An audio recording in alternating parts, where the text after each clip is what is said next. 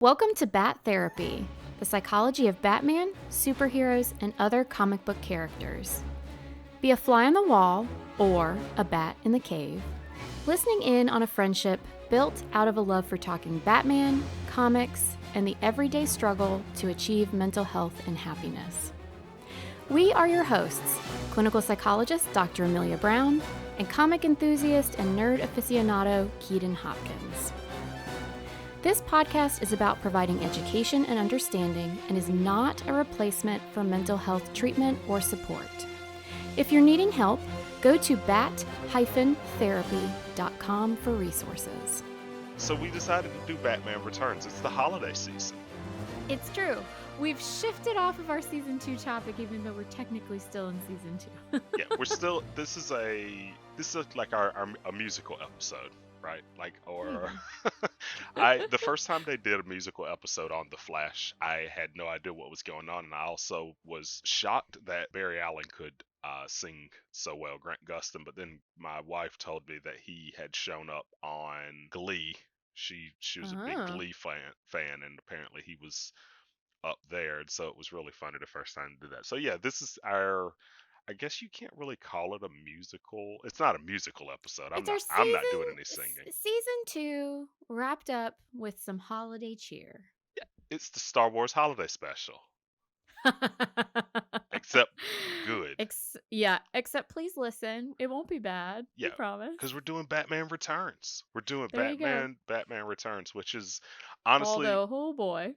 Oh my gosh, it's so weird. I love this movie, and it was the first movie I definitely ever saw Michelle Pfeiffer in. It was my introduction, honestly, to Danny DeVito as well, Christopher Walken. Like quite the cast in this extremely weird movie. Tim Burton he is a master of all things weird, because it's still set in this Gotham City where it could be literally any year. Is it the early 1900s? Maybe. Is it the 80s? Could be. Like, it's the strangest thing. It's an odd place. Yeah, from the very beginning. And it was so weird that they were like, hey, we're going to do Penguin in this. We should get Pee Wee Herman to play his father. When you told me that, I didn't believe you because I hadn't remembered it. And sure enough, there he is, popped up on the screen. I was like, what? Yeah. And what's funny is his parents in this are also his parents in the Gotham TV show. Oh. They come back and reprise those roles, like the same people. Wait, really? Yeah. They pop back up again as his parents in that. Huh. So, yeah. If you haven't seen the movie in a while, it does occur around Christmas time. So there's your Christmas cheer. It starts off, it's the Batman story of Moses, right? I'm gonna put this kid in the river and hopefully someone good finds him. No one good finds him. He just grows up in the Arctic section of the Gotham Zoo. Well, so not only that, but it's okay, baby's born. Baby looks not normal, I guess. Parents immediately say, put baby in basket, shove into sewer. Yeah. A weird start. Especially because I think they seem to kind of suggest that his parents might be rich or something. They're definitely the Cobblepots are definitely well off, and I feel like there were other options. But whatever. What do I know? Yeah, there were. But I mean, you can't make a good decision if you want a good villain, right? Like, you have to you need a good hefty amount of trauma there, right? And nothing says trauma like ice cold water and yeeting a baby into a river. Yeah. Because he's ugly. I'm like, that's on the parents though, right? Like, they were the ones that they were ugly. So you're blaming their genetics, that's their fault. Yeah. So, it's definitely an interesting theme for him, because in this movie, I feel like they do a good job of creating this character that if you just kind of see his mannerisms and how he looks, and I mean, let's be real, people are cruel. And yeah, he would struggle There's this scene where Christopher Walken's character, and Christopher Walken is very Christopher Walken-y in this movie. Oh man, if you need your dose of Walken, Oh my God, watch this movie. yes. They even pick a guy to play his son who does mannerisms to perfectly fit to be his son. It's great. Yes. So yeah, if you need some Christopher Walken, there you go. He's such an Um, ass in this movie. he is. Oh my And so he God. creates this whole situation. He's, of course, has his own ill begotten things he wants to do, but he's trying to use Penguin, and he wants everyone to like the Penguin. And so essentially they kidnap a kid at an event and then have the Penguin fake rescue the kid. It was And so bad. you both think to yourself, this is so bad, this is so ridiculous, and oh no, they're probably right that this is one of the only ways that you could actually get people to automatically be on Penguin's side, because otherwise you've got this guy showing up that is just so different. I mean, you see how people react and respond to different things about him because he's lived in the sewers. Yeah. His best friends are penguins, which, I mean, has always been a dream of mine, but I'm sure that gets, a little complicated. He loves umbrellas. He loves umbrellas. All right, we all have hobbies, but he's eating fish raw, and he has different hygiene, and add all that he's got these oddities to him. Unfortunately, it would take a lot to maybe have people in just generally respond to him positively, rather than being as negative and cruel as we sometimes can be. Yeah. And it's one of those times where I'm like, man, he would have done well if he had found like a nice circus to travel around with, I think. Well, he does seem to have.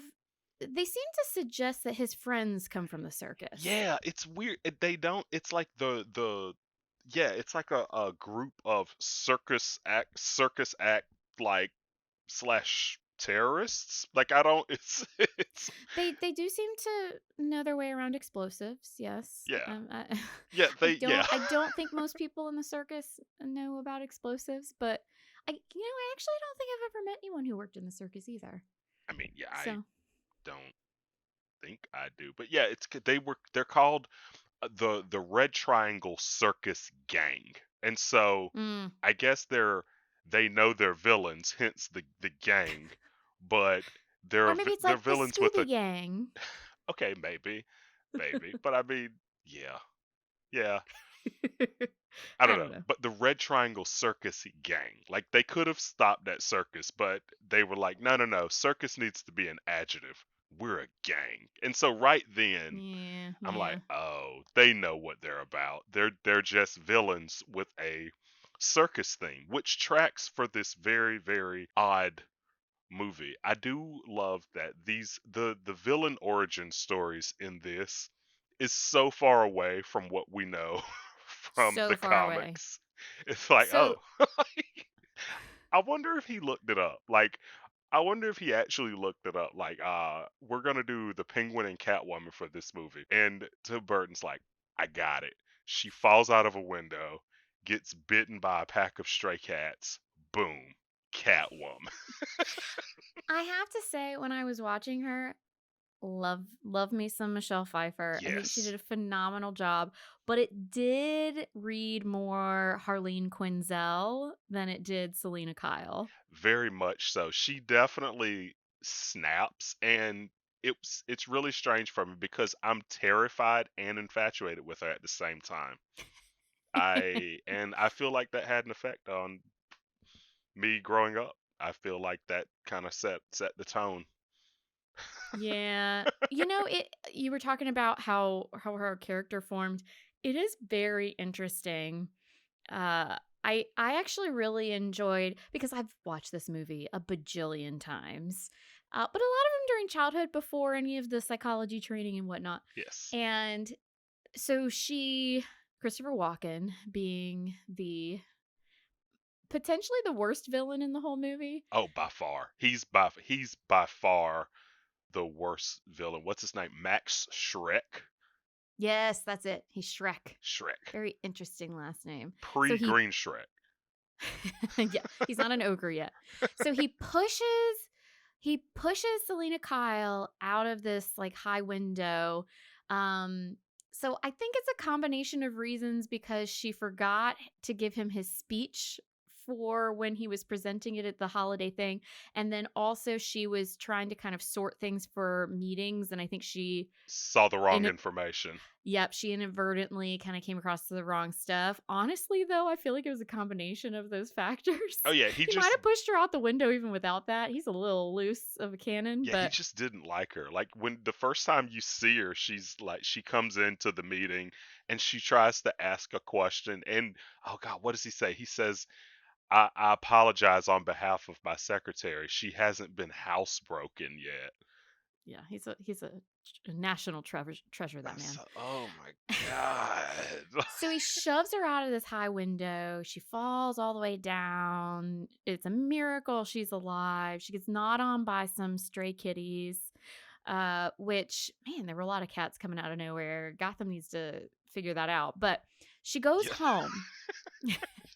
She goes home, and I actually really enjoy what they did with this because it comes off potentially really odd, but there's a lot going on for your brain and your body when you've just gone through some sort of life-threatening event or trauma, especially if the traumas that tend to kind of hit us the most are ones that are violence, particularly perpetrated by other people, versus say like an accident or a natural disaster. Not to say that those can't be hard to manage either, but just the ones that are harder for our brains to process and make sense of tend to be person to person.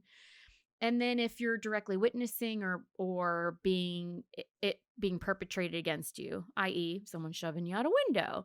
And so it's a lot for you to take in. You're all over the place. And so she like comes into her apartment, and she's she essentially comes in talking to herself similar to how she does earlier before all this happens, but her hair's all mussed, she's all over the place, she's muttering, and there's this like disconnected, almost like depersonalized, like she seems there but not there, and she starts tearing apart her place, and all of a sudden she's making herself this costume and she's turning into Catwoman. And I really loved how it was essentially showing all of these different kind of immediate responses that a person might actually have to a really terrible traumatic thing happening to them.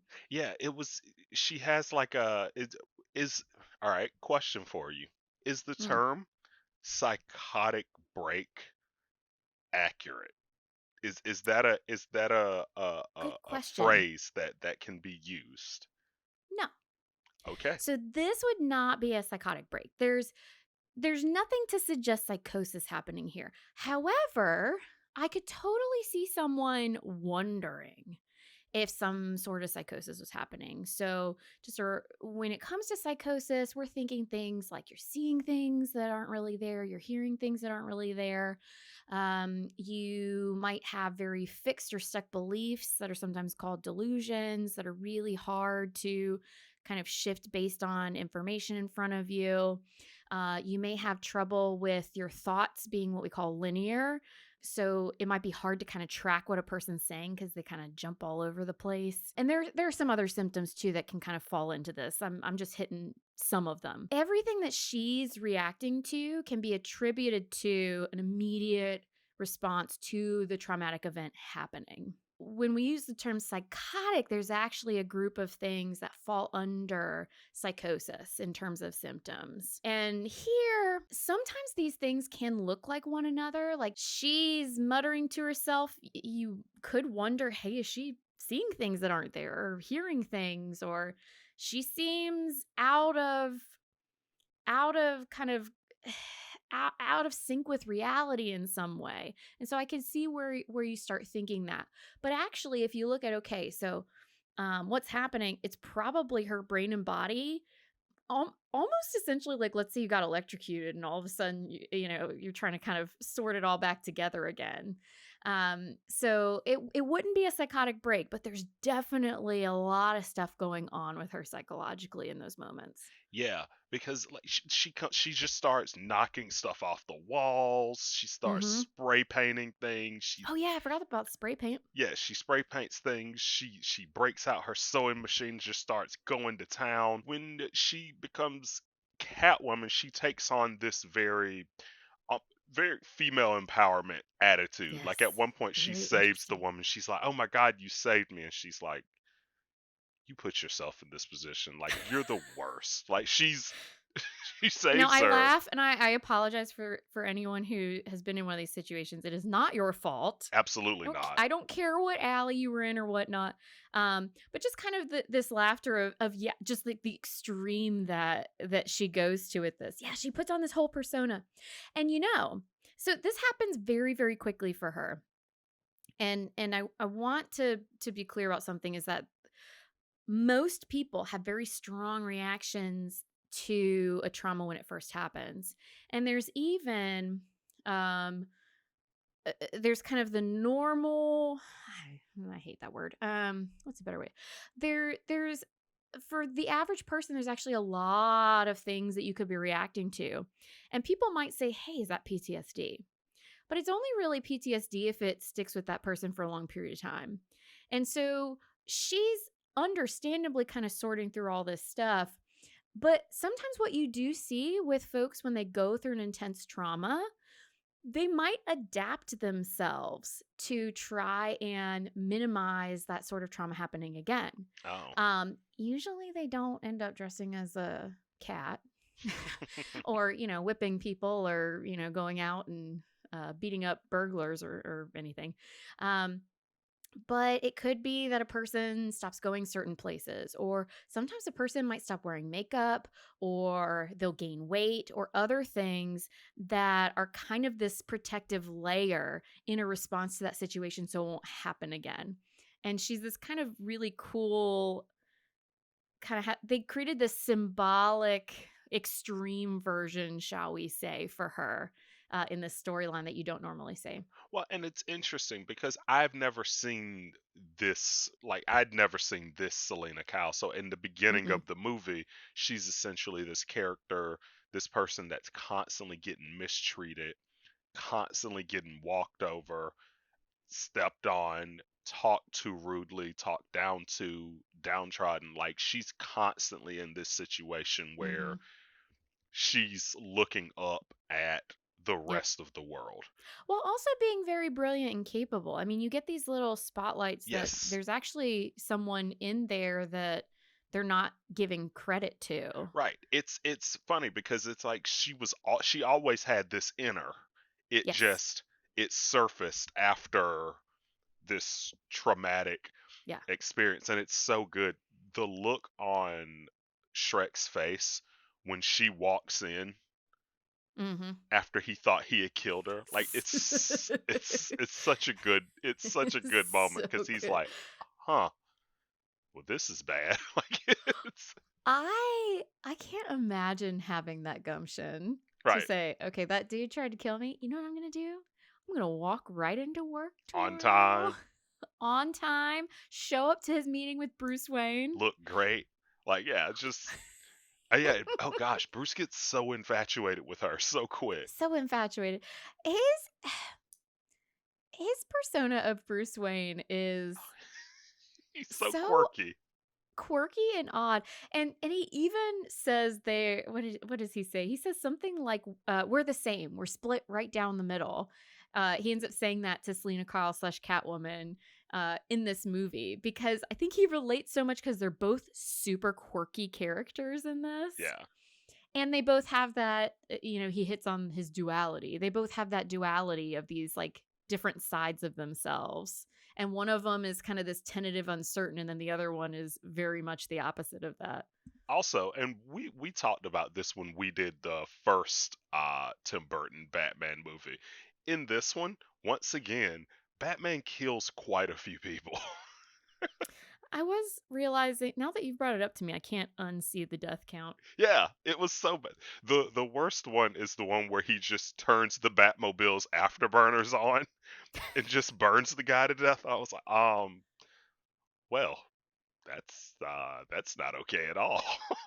It was so bad. And Like yet, he okay, so I mean, he takes great issue with other people killing in this he movie. really does. He does, and Great like he's issue. because and that's what sets him. Like he has Catwoman in his sights, Penguin in his sights because Mhm. he's like, okay, this isn't gonna fly in Gotham. I'm the only one that can do the killing around here. I have to, and I wonder if he gets himself a pat on the back, and it's one of those things like I get a pass because I'm killing evil circus sewer people, right? And something that stood out to me in this movie cuz that hits on something where okay, he's not on board with Selina trying to kill the guy who had in fact almost successfully killed her. But and okay, you can argue that that's kind of easier to understand than say Penguin who decides my parents tossed me out. I'm going to kill all the firstborn children of Gotham. Okay, that's I see that those are different levels of things.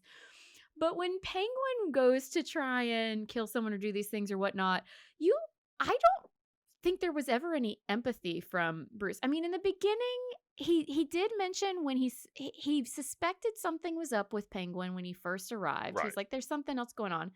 He did seem to have a little bit of disappointment that he did find out. Okay, there's something conspicuous. It seemed like he wanted to be wrong, right, but he empathized so much with Selina Kyle. And yet here's this guy who literally his parents could look at him so little that they threw him into the sewer and he's been living there his whole life.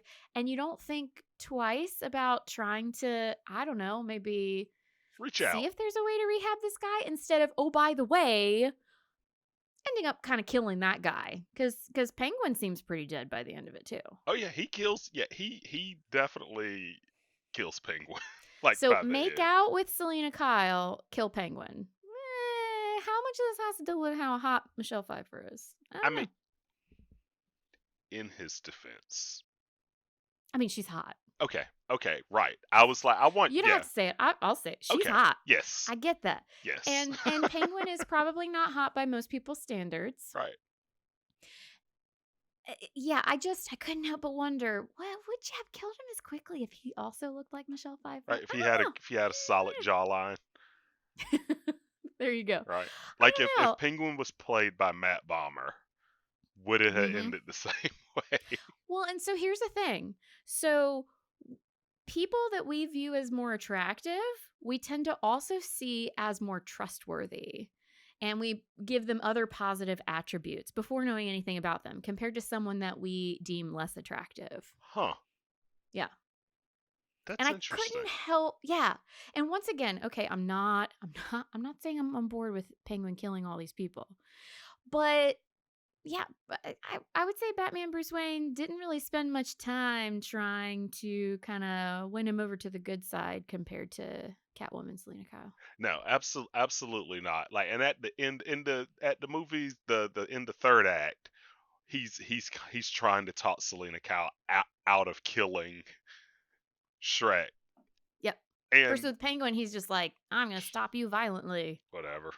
Yeah, whatever. I'm just gonna blow you up as you. Oh my god, I keep going back to how weird this movie is because he has an army of penguins marching down the street with missiles on their back. I would have loved to have been in the pitch meeting for that movie. It's like, okay, okay. And it's like someone just kind of writing down the stuff they'll need for the movie. 1,000 penguins and Christmas rockets on their back. Okay. A giant a giant duck car. All That right. car was awesome. All right. Like 100 pogo sticks for evil circus sewer guys. All Yep. right. Like Yep. Oh, and let's make sure that we get Christopher Walken for Shrek a pair of leather gloves that he will wear in his business meeting. If there's not a better example of, yeah, that guy's evil. Right. Right. And That just, this was yeah. pre OJ Simpson trial. So like it's Oh God, I didn't even think about that. right. This is pre leather gloves are villainous. Like I think he did it before. Oh God, leather gloves, watch out! Like he did it. It was way earlier. He's sitting in this business meeting with everyone. I'm like, I would not trust that guy. Mm-mm. Absolutely not. Nope. Like Nope. did you just eat an apple with leather gloves on? Like what? Yeah, It's so strange. it is So strange. strange. It is strange. But they really go all in on this person is a penguin. This person is a cat. Even giving Selena Kyle 9 Mm. lives Oh yeah, yeah, yeah, yeah. like a cat, which makes me did she just know that she had 9 lives? Like I part of me wonders, did I mean, she I act the way she did because she's like, Psh, I got this many left. so okay, that would veer into, hey, is there potentially some sort of psychosis thing going on here? If she truly like thought, hey, I have these attributes of a cat that people don't have, like 9 lives. Yeah. I think they were more playing around with the idea, but Shrek is just a terrible shot. That's that's what my guess is. Well, I thought he was actually shooting her though. Yeah, but maybe he shot her shoulder and her Oh, not hip or something. non-vitals. Yeah, yeah. Non-vitals. Okay, gotcha. That's my guess. And then she makes out with him and an electrical line at the same time. Yeah. What a movie. What a movie. It's so good. You haven't even mentioned my favorite part. Okay. So you start the movie, you're getting introduced to all these different characters, and then it flashes to Bruce Wayne, brooding silently in the complete dark in this like big study of his Yes. until suddenly the bat signal from outside shines like, I can't remember if it's on his face or on the wall or whatever. And I was like, what, how long was he sitting there? Doesn't it reflect off like 9 different things and then it shines on him? I just, what? He's just sitting there. It's complete. Okay, so I have been deemed a vampire by past roommates because I like natural light. Mhm. And when the natural light goes away, sometimes I am left in a darker room without having turned on any lights. So I understand sitting in the dark to a certain degree. But it was near pitch black It was. in this room. Absolutely. And he was just sitting there. Absolutely. He's these bird movies are really on the nose about like this is this character, and if they're Yeah. named after an animal, they're going to act like it. I mean, Schumacher Oh, keeps very it good up. point. Schumacher keeps it up too because Poison Ivy, the number of chlorophyll and photosynthesis jokes in Batman I and can't wait Robin. for us to eventually Oh do my that God. movie. Now Oh, that man. movie would have been a great musical. It Mm. looks like it even looks like a musical, but I can't even remember what I was saying, but Batman Returns is just it's one of my favorite Batman movies, and I honestly can't explain why. And I realized that when I was watching it, because I watched it before we recorded, and my son, he's 2, and he's at that age where whatever he sees, he asks questions about it. He's like, "What's Mm-hmm. that? What's that? What's that?" And he happened to walk into the room while I was watching it, and it wasn't at like a necessarily super violent part or anything. But he's like, "What's that?" I'm like, "Oh, that's Penguin."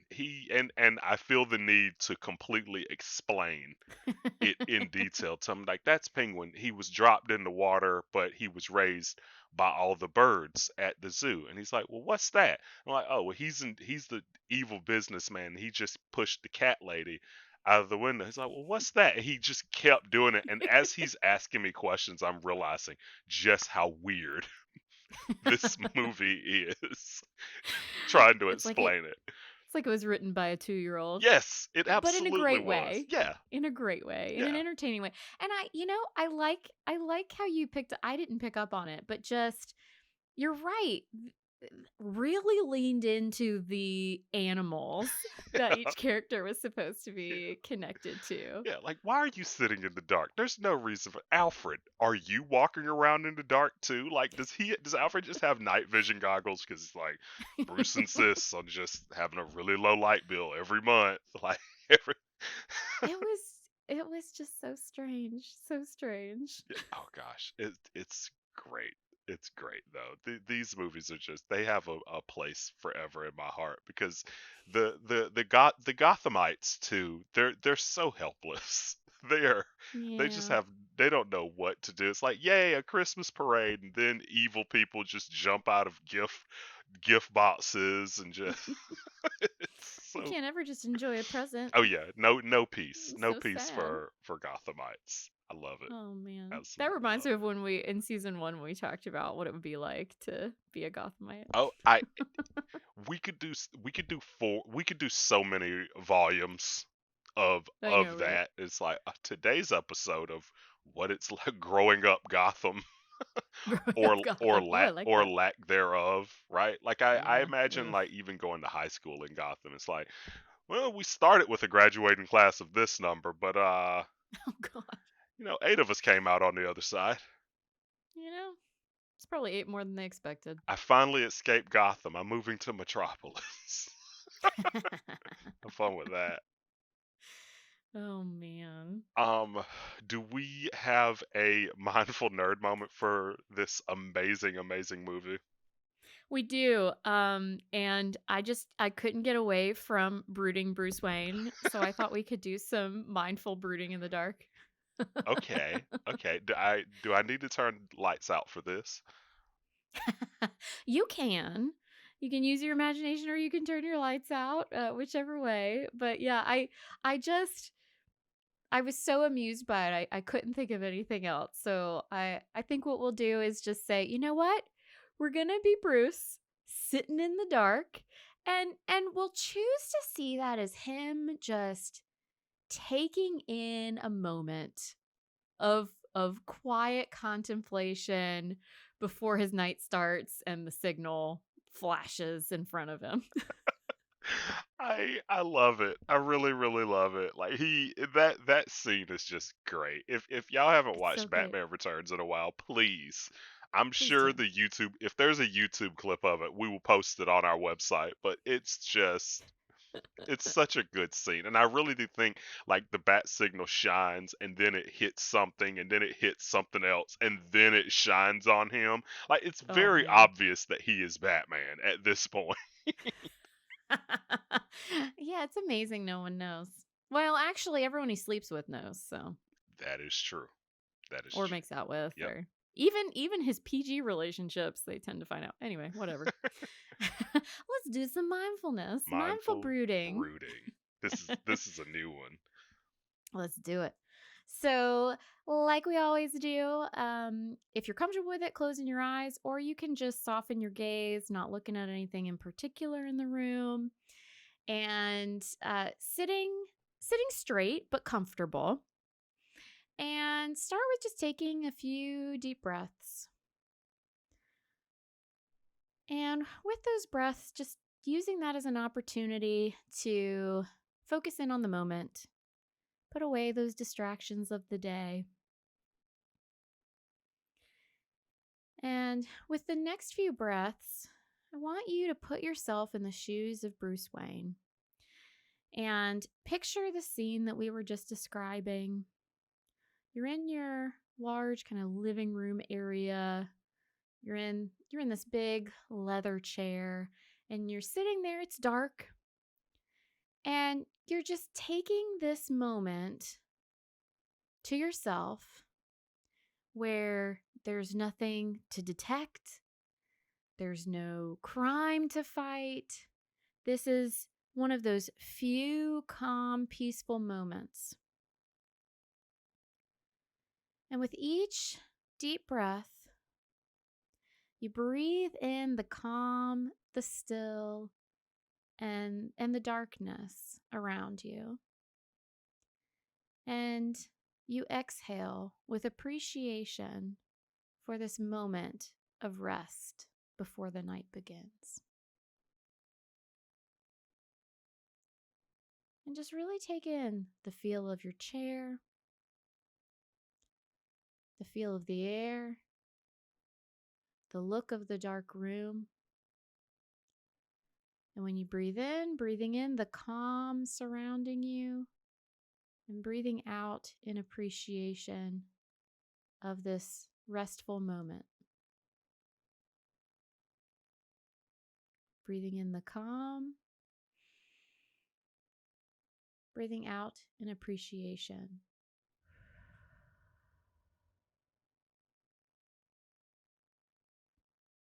Your mind may stray to all the different things that Batman needs to do. And when that happens, you just go back to focusing on breathing in the darkness, the calm, the peace, and breathing out in appreciation for this moment. Then you look up and you see that reflection coming. The bat signal starts to flash through your window, light up your room, and you're ready to take on the night.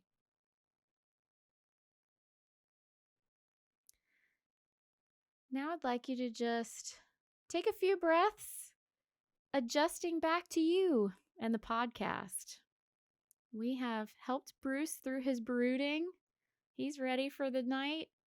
And so now we're going to shift back into our chat and finish up our episode today. How was it? How was mindful brooding? I love it. I thought you might like that As one. someone who only turns on the light to film this podcast, Oh my God. I You're absolutely worse than me. no, really, I am. Like, I will. The number of times, like, my wife has come and she's like, "You're just sitting in the dark on a computer.